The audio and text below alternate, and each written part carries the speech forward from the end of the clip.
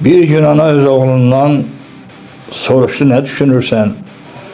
Dövüşlere gitmirsən? Fikirləşirəm anacan.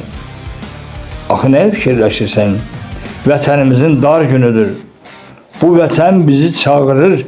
Durmadan sən getməlisən. Bu vətən üçün öz canından lazım gəlsə keçməlisən.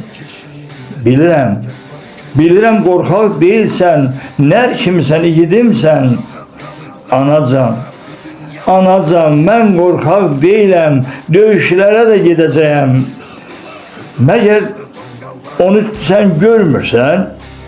3 ayın gəlinidir o. Şəhidlik böyük zirvədir. Hər kəsə qismət olmuyor. Əgər gedib şəhid olsam, söylə gəlin nə edəcək? Əzizim, sən narahat olma belə.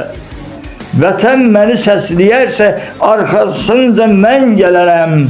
Bir dəfəlik birlikdə biz düşmənə biz güc gələrik. Onları biz bir dəfəlik yer üzündən biz silərik.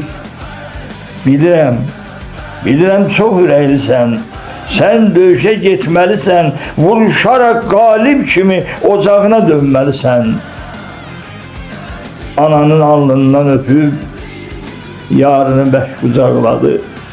El açıb o tanrısına, onları tapşırdı ona. Söz verdi o anasına, qaydacam mən yanına.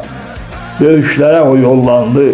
Günlər ötdü, aylar dolandı, torpaqlar bir alındı.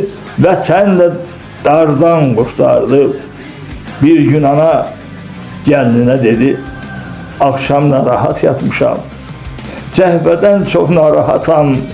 Ah analar, ay analar, övlad üçün çox yanarlar. Anaya ayan olmuşdu, balası yaralanmışdı, güllə sinədən dəymişdi.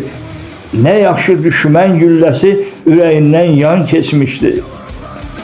Nəhayət oğul da sağaldı, böyüdüyü ocağına sağ-salamat qayıtdı.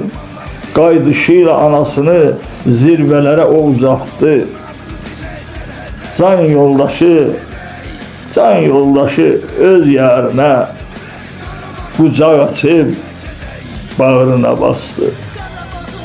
Əyyub Cəfərli.